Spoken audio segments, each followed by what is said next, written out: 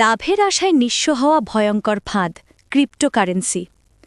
Digital যুগে প্রযুক্তির অগ্রগতির সঙ্গে সঙ্গে বিশ্বে আর্থিক লেনদেনের নতুন একটি মাধ্যম তৈরি হয়েছে, যার নাম ক্রিপ্টোকারেন্সি। এটি এক ধরনের ডিজিটাল বা ভার্চুয়াল মুদ্রা, যা কোনো দেশ, কেন্দ্রীয় ব্যাংক বা সরকারি প্রতিষ্ঠানের নিয়ন্ত্রণে থাকে না। ক্রিপ্টোকারেন্সি কাজ করে ব্লকচেন নামক একটি প্রযুক্তির ওপর, যেখানে লেনদেনগুলি নিরাপদভাবে রেকর্ড থাকে এবং একবার তথ্যযুক্ত হলে তা পরিবর্তন করা যায় না। প্রচলিত টাকার মতো হাতে পাওয়া যায় না, বরং শুধুমাত্র অনলাইনে সংরক্ষিত থাকে এবং ডিজিটাল ওয়ালেটের মাধ্যমে পরিচালিত হয়। বর্তমানে বিটকয়েন, ইথেরিয়াম, বাইন্যান্স কয়েন, টেদার সহ বহু ধরনের ক্রিপ্টোকারেন্সি বিশ্বজুড়ে ব্যবহৃত হচ্ছে। ক্রিপ্টোকারেন্সিতে লেনদেন করতে হলে প্রথমে একটি ডিজিটাল ওয়ালেট তৈরি করতে হয়, যা মোবাইল অ্যাপ বা কম্পিউটারে ব্যবহার করা যায়।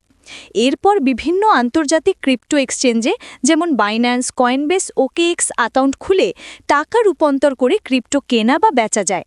লেনদেনের সময় এক ব্যক্তি তার ওয়ালেট থেকে অন্য ব্যক্তির ওয়ালেট অ্যাড্রেসে মুদ্রা পাঠায় এবং ব্লকচেন নেটওয়ার্কের ভ্যালিডেটর বা মাইনাররা সেই লেনদেন যাচাই করে নিশ্চিত করে। পুরো প্রক্রিয়াটি অটোমেটেড ও স্বচ্ছ হলেও প্রযুক্তিগত জটিলতা ও নিরাপত্তা ঝুঁকির কারণে এটি সাধারণ মানুষের জন্য সবসময় সহজ নয়।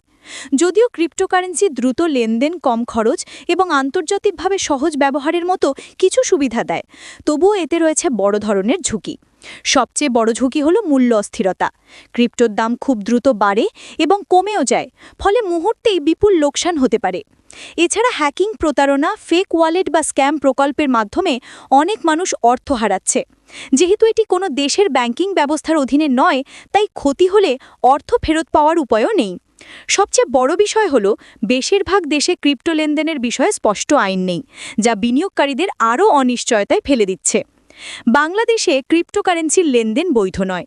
বাংলাদেশ ব্যাংক একাধিকবার সতর্ক করেছে যে বিটকয়েন বা অন্যান্য ডিজিটাল মুদ্রা ব্যবহার করে লেনদেন করলে তা বিদেশি মুদ্রা আইন ও মানি লন্ডারিং প্রতিরোধ আইনের আওতায় অপরাধ হিসেবে গণ্য হতে পারে। অর্থাৎ দেশে কোনো ব্যাংক বা আর্থিক প্রতিষ্ঠানের মাধ্যমে ক্রিপ্টো কেনা বেচা অনুমোদিত নয়। তবে ব্লকচেন প্রযুক্তি সম্পর্কে শেখা কিংবা শিক্ষা ও গবেষণার উদ্দেশ্যে তথ্য সংগ্রহ আইনত সমস্যা নয়। রাষ্ট্রীয় পর্যায়ে ভবিষ্যতে ডিজিটাল মুদ্রা বা ব্লকচেন ব্যবহারের সম্ভাবনা থাকলেও তা পূর্ণাঙ্গ নীতিমালা ছাড়া এদেশে এখনই কার্যকর নয়। সব মিলিয়ে বলা যায়, ক্রিপ্টোকারেন্সি বিশ্বে নতুন সম্ভাবনা ও প্রযুক্তির উন্নয়ন ঘটালেও এতে রয়েছে উল্লেখযোগ্য ঝুঁকি ও আইনগত সীমাবদ্ধতা। সাধারণ মানুষের উচিত ক্রিপ্টো বিষয়ে অতিরিক্ত লোভ বা গুজবের ভিত্তিতে বিনিয়োগ না করা। এতে লোকসান বা মূলধন হারানোর সম্ভাবনাই বেশি থাকে। যেহেতু এটি বাংলাদেশে বর্তমানে বৈধ নয়, তাই যে কোনো ধরনের লেনদেন থেকে বিরত থাকা এবং সচেতন থাকা অত্যন্ত প্রয়োজন।